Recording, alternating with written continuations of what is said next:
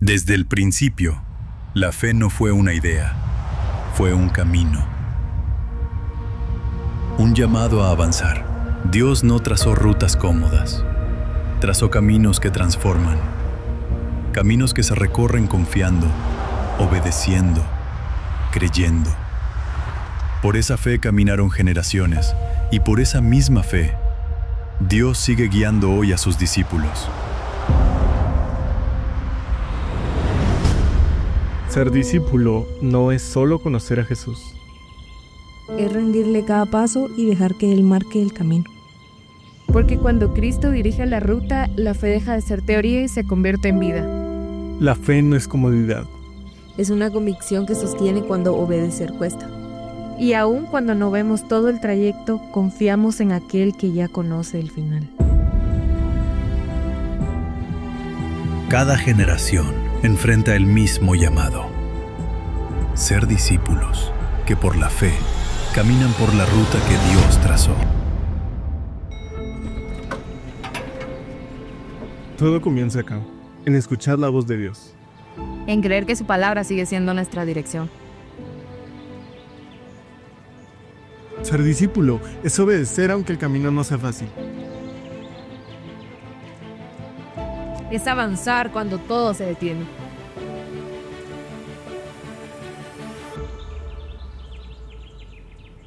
Por la fe Abraham obedeció y caminó hacia lo que Dios le prometió. Por la fe, Moisés eligió la voluntad de Dios antes que los tesoros del mundo. Por la fe, Noé creyó y dejó un legado que salvó generaciones. Por la fe, David avanzó cuando otros retrocedieron. Por la fe, Elías permaneció firme cuando parecía estar solo. Todos caminaron bajo la misma ruta, la fe en un Dios fiel. No todos eligen esta ruta, solo los que creen y obedecen. Así se vive como discípulo, así se camina, por la fe. La ruta del discípulo. Estamos en una serie que le hemos titulado Por la fe. La ruta del discípulo, el caminar, el andar de la vida de un cristiano es por fe. Hay un capítulo en la Biblia, que es Hebreos capítulo número 11, donde se despliega la lista de hombres y mujeres, 14 hombres y 2 mujeres, aunque hay muchísimos más hombres y mujeres de fe, pero ahí se nos da una lista muy importante. El domingo pasado, mi hija Viena compartió sobre Sara, que es una de las 2 mujeres que aparece en Hebreos 11. El Señor ha estado inquietando mi corazón y hoy me voy a salir un poco de los personajes de Hebreos 11, pero voy a hablar de otras personas que tenían un nivel de fe, de pronto poca, pero pudieron crecer su fe. De hecho, el mensaje se llama Auméntame la fe. Puede escribirlo o mencionarlo conmigo: auméntame la fe. Qué maravilloso es cuando se aumenta lo bueno en nosotros. Una de las palabras más usadas con el término aumentar tiene que ver con el dinero. ¿A cuánto les gustan que les aumenten su salario? Pero nos aumentan los impuestos. Ahora estoy valiéndome del concepto aumentar porque es una línea recurrente en la Biblia, principalmente en los evangelios. Cuando se acercaron a Jesús y pidieron que se les aumentara la fe. Y estoy pensando en un personaje particular. Era un padre de familia que tenía un hijo joven, adolescente, que el demonio agarraba a este jovencito y lo lanzaba al fuego para asesinarlo. O sea, un espíritu de suicidio había en este muchacho, que lo lanzaba al agua para ahogarlo y al fuego para quemarlo y matarlo. ¿Se imaginan ustedes la preocupación de la familia, del papá, de la mamá, de los amigos, cuando a este joven le tomaban estas reacciones? Seguramente lo abrazaban o lo amarraban. La Biblia no lo dice, pero es natural pensar la preocupación que tenía esta familia.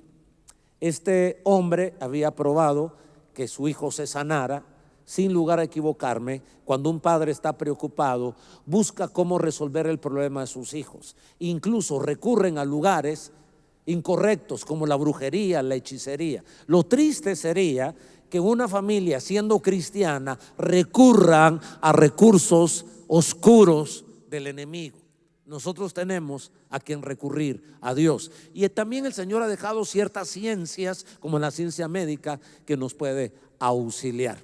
El punto es que este hombre había probado, sin lugar a dudas, de todo.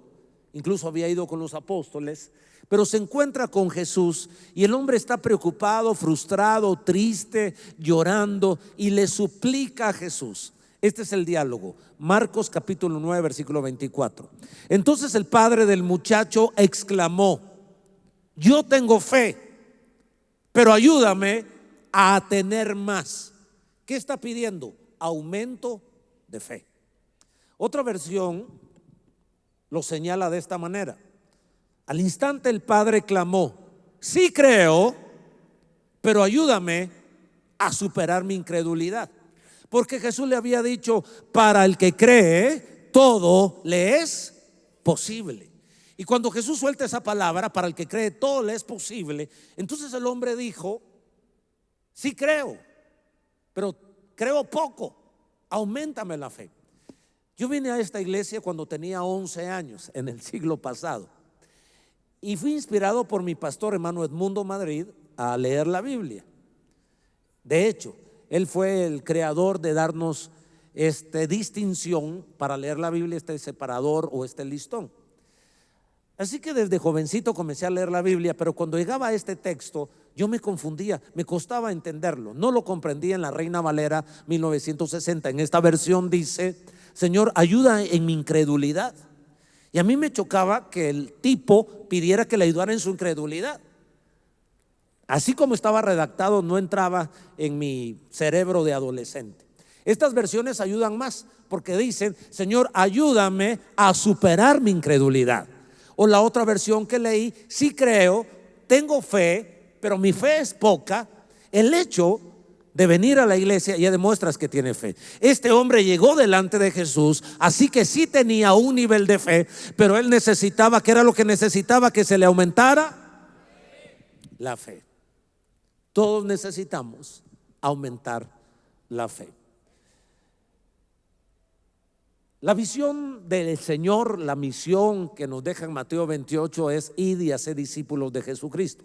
Y la visión de lluvias de gracia va alineada al corazón de Jesús, porque nuestra visión es ser y hacer líderes de Jesucristo. En otras palabras, Jesucristo es nuestra referencia. De pronto no lo habías visto así, pero la persona que más fe tuvo en esta tierra ha sido Jesucristo. Porque fe no solo es saber. Creer en términos de la fe no es sinónimo de saber. Creer en el campo de la fe es sinónimo de confianza. Y Jesús confió en su Padre Celestial. Jesús obedeció a las palabras de su Padre. Así que quiero presentarte a Jesús como el ser con más fe que ha tenido en esta tierra, porque Él confiaba en su Padre Celestial. Y quiero invitarte, desafiarte, retarte, empujarte a que estires tu fe. Era una preocupación de los discípulos y de los apóstoles. Ellos llegaron a entender que a Jesús le interesaba tanta la fe que un día hicieron cuenta también que la manera como agradaban a Jesús, la manera como agradaban al Padre, era teniendo fe. Así que le hacen una petición, así como aquel padre le pidió a Jesús que le aumentara la fe. Estos apóstoles también le preguntaron y le pidieron a Jesús lo mismo. Lucas 17, versículos 5 y 6. Los apóstoles le dijeron al Señor: muéstranos cómo aumentar nuestra fe. Ellos querían conocer los pasos, las acciones. Ok, Jesús, ya entendí que la manera de agradarte es confiar en ti, que eso significa tener fe. Pero ¿qué podemos hacer para agradarte? ¿Cómo podemos? Ellos habían captado, por tanta regañada que habían recibido, que a Dios lo que le importaba era tener, que nosotros tuviésemos fe. Entonces le hacen la pregunta o la petición: muéstranos cómo aumentar nuestra fe. Debe ser nuestra oración: auméntame la fe y muéstrame cómo hacerlo. quiero dejar en su corazón algunas verdades, respondiéndole a los apóstoles y respondiéndonos a nosotros, para que nos quede en el corazón qué motivaciones, qué razones, qué verdades, qué acciones necesitamos para aumentar la fe. La primera que quiero compartirles, proponerles: aumentaré mi fe porque a Dios le interesa mucho mi nivel de fe. O sea, esto es un motor. Cuando yo llego a la convicción que a Dios realmente le interesa que yo confíe en Él, eso me estira, eso provoca que no esté conforme con la fe que tengo. Ahora, yo he pensado en mi vida diaria, ¿cuándo he requerido más fe en la vida? ¿Cuándo has requerido tú más fe en la vida? ¿Cuándo? Cuando estamos en aprietos, en dificultades. Ahí es que le pedimos al Señor que nos ayude por ese cáncer, por ese problema matrimonial, por esa preocupación con los hijos, esa desesperación esa deuda, esa amenaza. Generalmente los seres humanos pedimos que nos aumenten la fe cuando estamos en una dificultad. Pero ¿sabe qué fue lo sorprendente para mí? Que Dios espera que esto sea un estilo de vida. Porque fe, pistis, que es la palabra en griego, se traduce como creer. Pero ese creer no es saber, que hasta los demonios creen, sinónimo de saber, no de fe. Confiar en Dios, pistis, es lo que agrada a Dios. Y los apóstoles lo entendieron y pidieron como un estilo de vida. Así que mi corazón se bendice, que Dios espera que yo crezca en fe, que aumente mi fe, no solo cuando tenga problemas, sino un estilo de vida. Diariamente uno debe agradar a Dios confiando en Él. Alguien debe celebrar que Dios espera que nosotros estemos en una confianza entera en sus manos. A Él le interesa. En Lucas 18:8 Jesús dijo: Él pronto les hará justicia, pero cuando el Hijo del Hombre regrese, hablando de Él mismo, ¿a cuántas personas con fe encontrará en la tierra? Miren la preocupación de Dios. Por eso les digo que si aumenta nuestra fe, tú vas a querer aumentar tu fe cuando te das cuenta que si algo le interesa a Dios es que nuestra fe crezca en nivel, en confianza. Y Jesús les dice, cuando regrese la segunda venida de Cristo, la pregunta es, la preocupación es: ¿encontraré fe en la tierra? ¿A cuántas personas con fe encontrará en la tierra? ¿Te das cuenta la importancia de la fe? Tan importante que quiero pasar a la segunda razón, a la segunda verdad, ¿por qué debemos aumentar nuestra fe? Aumentaré mi fe porque seré confrontado si desconfío en Él. Mi fe es confrontada cuando yo evidencio que no estoy confiando en Jesús, que no estoy confiando en Dios. Y qué fácil es tirar la piedra a otra persona, pero seamos honestos. Hemos estado hablando que la fe pugna, pelea, es contraria a nuestros sentidos naturales, a la razón a veces. Porque a veces la razón nos dice: no se puede, no se va a sanar, no se va a cambiar, no va a restaurar, no se puede mejorar el matrimonio. Ya hemos probado todo, aquí la única respuesta es divorcio. Ya hemos probado toda la medicina. La razón, la lógica, nuestros sentidos naturales dicen: no se puede. ¿Qué es lo que sucede? Que cuando nosotros desconfiamos en Dios, por nuestros sentidos naturales, por lo que percibimos, Dios nos va a confrontar. ¿Por qué? Porque sin fe es imposible agradar a Dios. En otras palabras, cuando desconfiamos en Él, lo desagradamos. Piense por lo menos en un momento en una mujer que ha sido fiel a su esposo, pero el hombre es muy celoso y el hombre anda desconfiando de su esposa. Seguramente saber con quién en el trabajo, o solo el grupo familiar. Alguien te ha de gustar en el grupo, solo metida en la iglesia. Y la mujer es una mujer fiel que ha respetado a su esposo. Ella siente una bofetada en su dignidad cuando el esposo le hace sentir que ella no es confiable. Lo mismo es para nosotros los hombres. Cuando el hombre no ha dado lugar para que la esposa lo cele y está la esposa como Calía. ¿Dónde estuviste? ¿A qué hora viniste? ¿A qué hora saliste del trabajo? Le cuentan los minutos del trabajo a la casa. Puede ser que él dio lugar, pero si no ha dado lugar y son celos de ella, están mostrando desconfianza. La base de las relaciones es la confianza. Cuando la confianza está íntegra, esa relación matrimonial, esa relación de noviazgo, esa relación de trabajo, el éxito de las relaciones se llaman confianza. Cuando el agente de ventas, ahora le llaman el asesor de ventas, nos inspira confianza, le compramos el producto. La clave está en la confianza. Y lo mismo sucede con Dios, solo que con Dios se llama fe.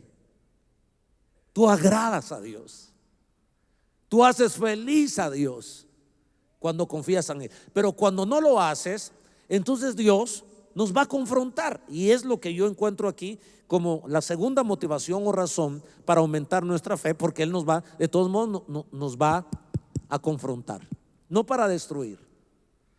Leo en Marcos 9:19, es la historia del padre con el muchacho. Los apóstoles se habían acercado a ayudar a este hombre. Habían orado, pero no había sucedido mucho, no había sucedido nada. Estas son las palabras de Jesús ante sus apóstoles. Apóstoles. No estamos pensando en gente atea o principiantes, eran los apóstoles. Y Jesús les dice: gente sin fe, ¿hasta cuándo tendré que estar con ustedes? ¿Hasta cuándo tendré que soportarlos? Tráiganme al muchacho. O sea, ofende tanto a Dios mi incredulidad que el Espíritu Santo me confronta. Imagínense que me convertí a Jesús desde los 11 años. Tengo 58, 47 años de conocer a mi Señor y de estar en esta iglesia. ¿Cuántas veces he fallado a Cristo? Muchas.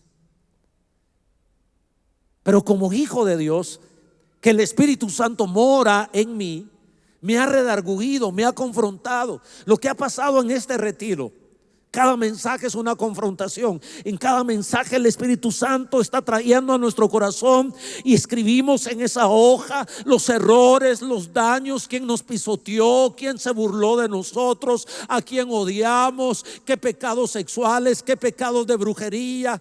Y el Espíritu Santo confrontarnos. ¿Con qué objetivo? Para sanarnos, para levantarnos, para hacernos personas exitosas. Porque miren la diferencia. Cuando el diablo nos confronta, a ver si logro comunicar este pensamiento. El pecado es la materia prima con la que trabaja Satanás, pero también es la materia prima con la que trabaja el Espíritu Santo. Mi error, mi pecado, mi vasija desquebrajada, como venimos al Señor y como venimos al retiro, nos damos cuenta que nuestra vida, nuestra alma, nuestra mente, emociones y nuestra voluntad está hecha a pedazos. El diablo agarra estos pedazos que Él nos ha empujado a que nuestra vida esté hecha a pedazos y nos dice: inservible, tú ya no tienes solución, no eres digno de que Dios te voltee a ver, tú ni deberías venir a la iglesia, Dios no va a cambiar tu vida. Porque Satanás nos acusa y nos deja tirado. Pero Dios, Jesús, el Espíritu Santo nos muestra nuestro pecado, no para dejarnos tirados en el lodo, en la miseria y en la porquería, sino para recogernos, lavarnos con su sangre, darnos vestido nuevo, sandalias nuevas, anillo nuevo, como hizo el Padre con el Hijo pródigo. Ahora, si yo soy transparente, muchas veces le he fallado a Dios y el Espíritu Santo me ha confrontado. Una mirada mal puesta a mi esposa, de enojo, o una palabra maldicha a mi esposa, en mi molestia, en mi impaciencia. O podría seguir enumerando los diferentes errores o pecados que cometemos los seres humanos. Pero adentro, a veces Berlín nunca me ha dicho nada y el Espíritu Santo adentro: miraste mal a tu esposa, le hablaste mal a tu esposa, sentiste mal esta emoción no fue correcta, estos pensamientos no fueron correctos, estas acciones no fueron correctas. Y el Espíritu Santo adentro de nosotros, esa voz interna que nos dice: no está bien lo que estás haciendo, y nos da una luz de esperanza. Pero nunca el Espíritu Santo me había confrontado con mi incredulidad, nunca. Y puede ser que aquí estemos personas que Dios nos ha confrontado con nuestro carácter, con nuestra amargura, con la brujería, con la mentira, con la inmoralidad sexual, con el robo, con el asesinato. Pero nunca nos hemos dado cuenta que a Dios no le gusta cuando no confiamos en Él. Y no porque seamos malas personas, sino las olas son muy grandes. Si nos vemos que ese muchacho oramos y no se sanaba, pero Jesús confronta: ¿hasta cuándo he de soportarlos? Miren en Mateo 8:26. Este episodio es interesantísimo, porque ellos vienen de hacer milagros, de multiplicar panes, multiplicar peces. Vieron un milagro extraordinario, porque Dios puede proveer a nuestras necesidades. Que iré. Y ellos vieron que de 5 panes y 2 peces, wow, 5,000 comieron. Se suben al barco, están en el lago de Genezaret, y en ese lago, es el lago también de Galilea, se suelta una tormenta, aquellos aguaceros increíbles, y las olas se encresparon. ¿Qué hubieras sentido tú en esa situación? En el mar de Galilea, las olas bravísimas golpeando el barco. ¿Qué es lo que hubiéramos sentido?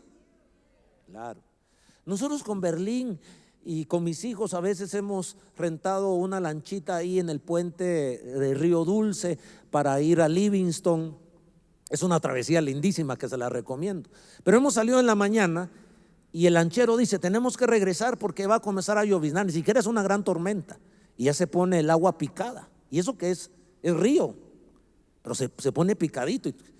Y ahí Berlín creo que ha perdido un poquito la fe. Pero mis hijos, esos, como entre más joven uno es más desalmado y le gusta la adrenalina. Y Ana Valesca, que era la más chiquita, se iba a la punta de la lancha y feliz, y nosotros preocupados. Pasa también aquí en el lago de Atitlán. Usted llega a Panajachel, agarra una lanchita que lo lleva al otro lado, a cualquiera de los lindos pueblitos que hay ahí en nuestro bello país. Pero de regreso en la tarde, el lanchero ya está: regresémonos. Y cuando uno no tiene experiencia, espérese. Bueno, ¿a cuántos han tenido alguna experiencia de esas? Muy bien. Ahora imagínense, porque aquí sí lo está describiendo bien el texto. Las olas están golpeando. ¿Qué hacen los apóstoles? Jesús estaba durmiendo.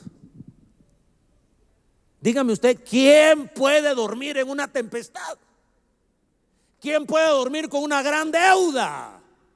¿Quién puede dormir con la amenaza que el matrimonio se va a destruir, o que el hijo está dando pasos hundiéndose en una mara, o con una mafia, o con tráfico de alguna sustancia, o caminando en pasos del homosexualismo, del lesbianismo? Esas preocupaciones que golpean el corazón del papá o la mamá. ¿Quién puede dormir tranquilo cuando el diagnóstico médico dice cáncer terminal? ¿Quién puede dormir ante una tempestad tan grosera? Solo el que tiene fe. Y Jesús estaba durmiendo en ese barco. Por eso les digo que Jesús ha sido la persona con más fe sobre la tierra, porque Él confiaba en su Padre. Desde jovencito he tratado de recitar el salmo que dice: en paz me acostaré y asimismo dormiré, porque solo tú, oh Jehová, me haces vivir. Fe, confiado, confianza. No es saber, es pistis, confianza. No es saber que Dios me puede cuidar, no es saber que Dios es mi Padre, es confiar que mi Padre me cuida y me protege. Jesús estaba dormido. ¿Cómo sabe usted que la persona estaba dormida? ¿Cuál es la mejor manera de saber si la persona que está a nuestro lado está dormida? Exacto, cuando ronca.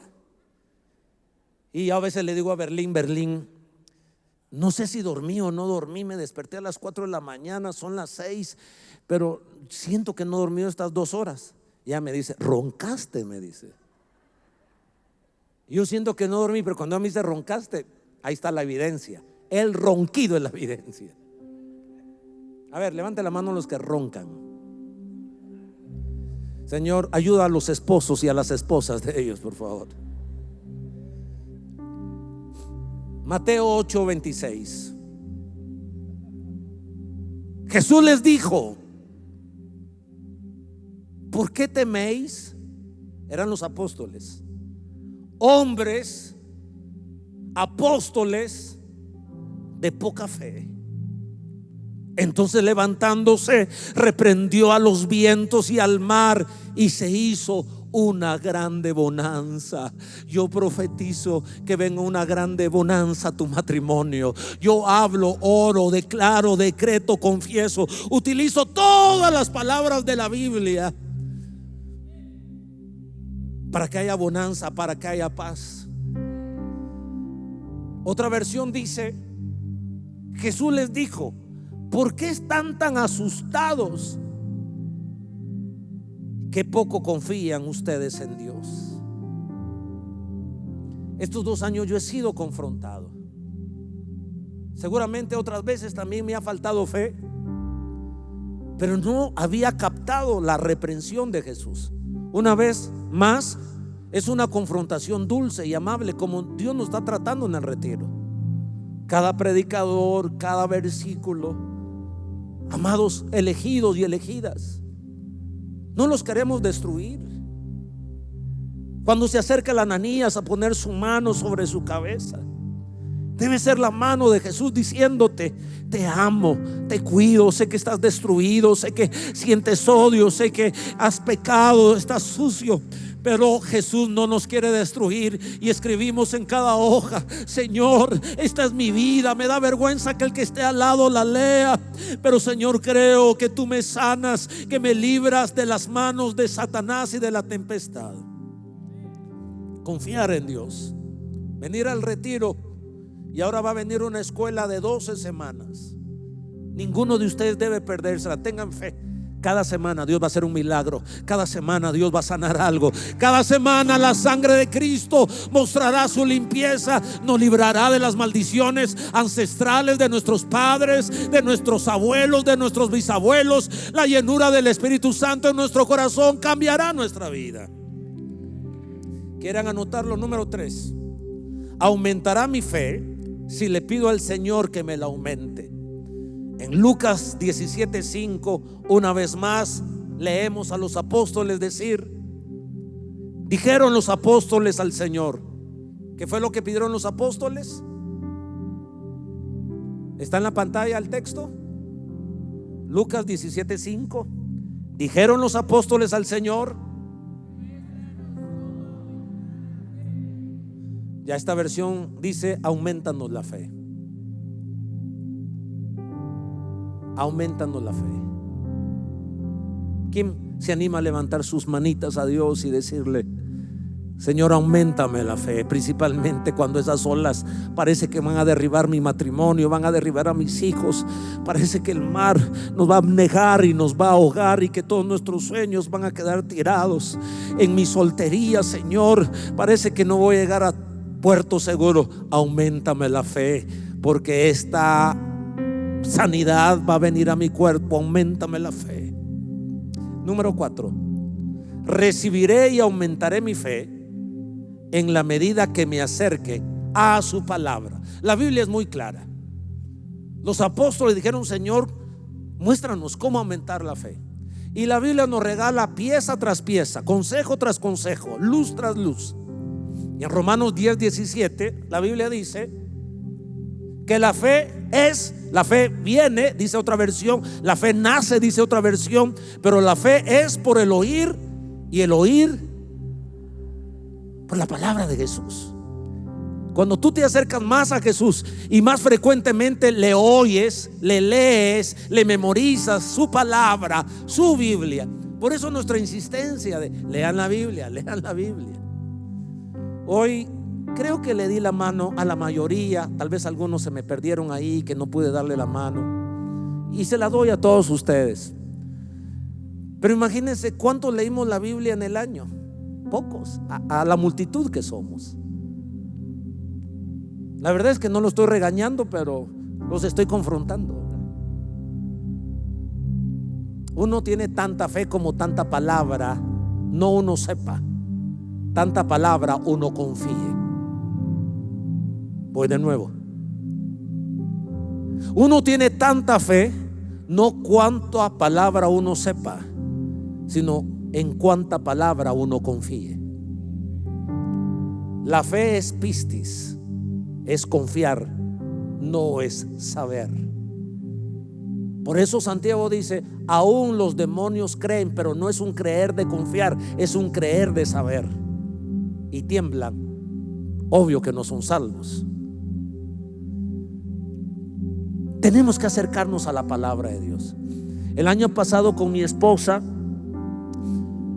fuimos a Brasil, porque Dios nos envió a Brasil.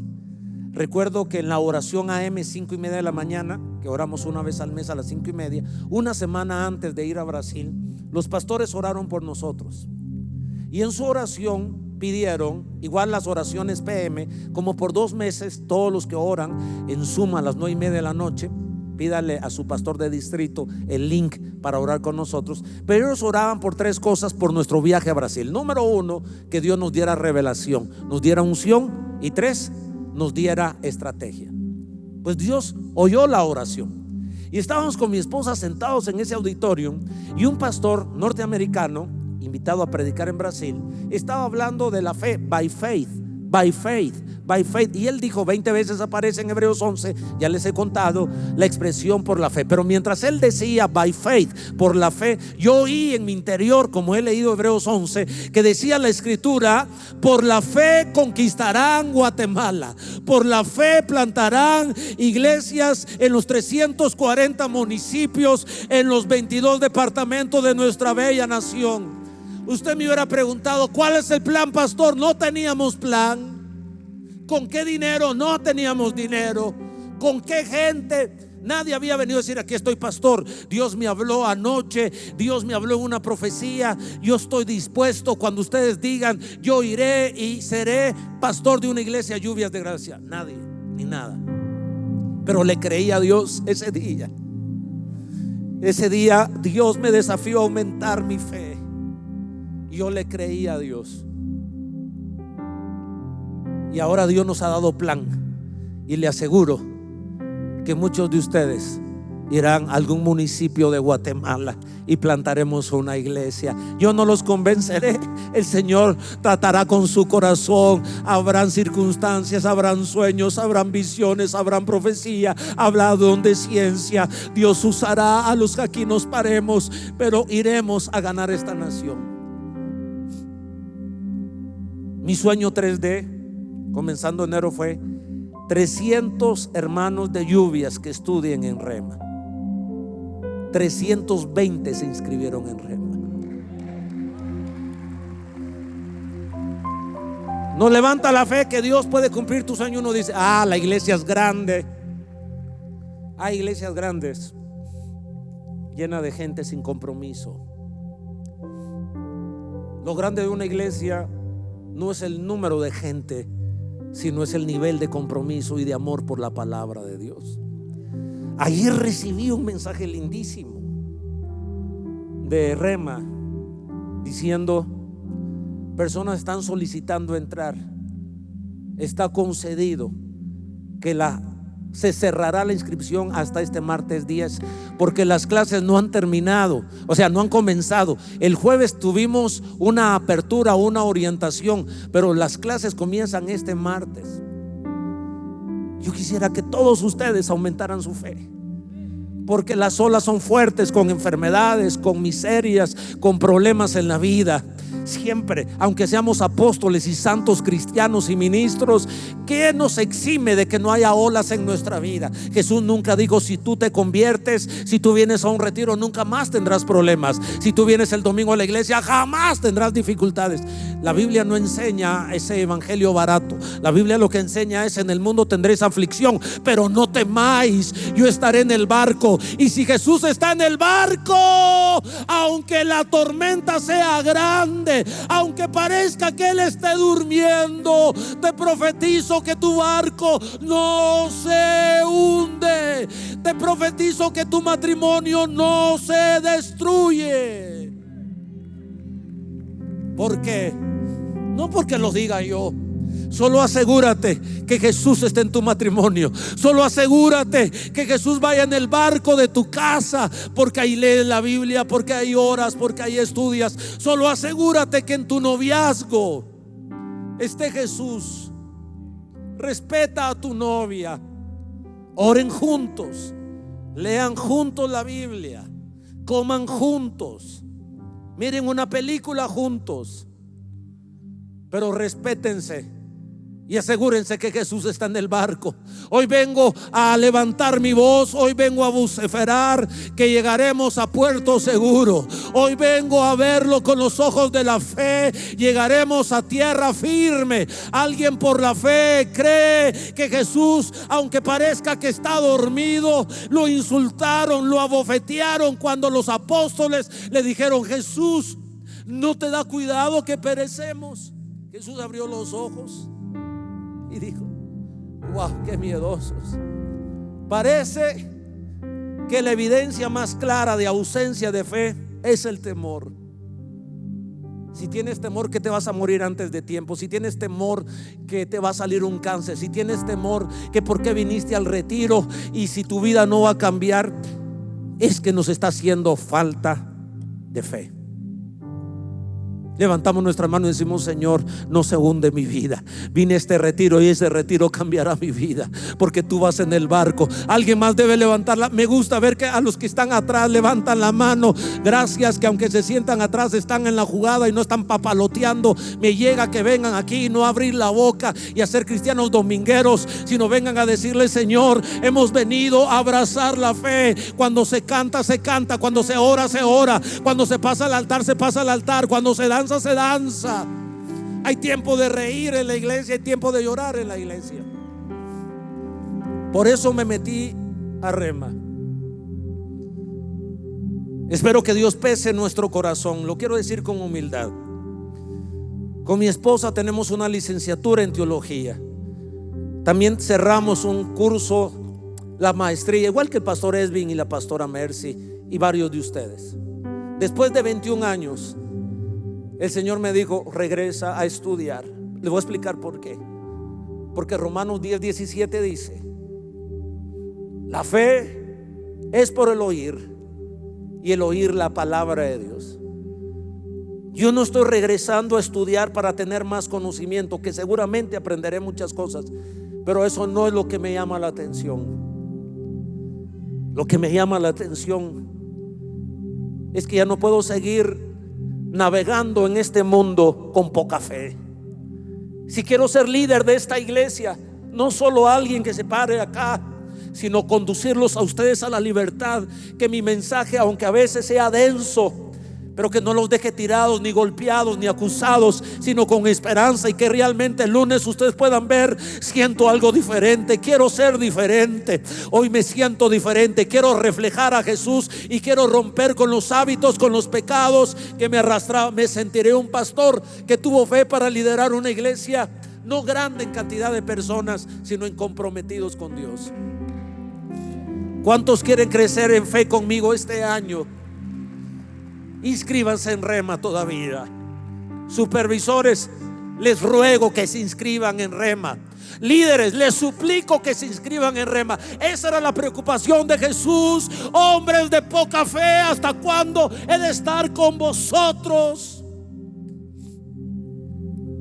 Que seamos reconocidos por ser una iglesia de amor, pero una iglesia que confía en Dios plenamente. Les bendigo. Oro por ustedes Y que todo demonio en tempestad que se levante, que veamos que Jesús es más grande que las olas encrespadas que chocan con nuestro barco. Porque más poderoso es el que está con nosotros que el que está en el mundo. Vuelvo a enunciarlo, porque más grande, poderoso, excelente, extraordinario es el Dios que está con nosotros que la ola y el diablo que se levante contra nosotros. Póngase de pie, por favor.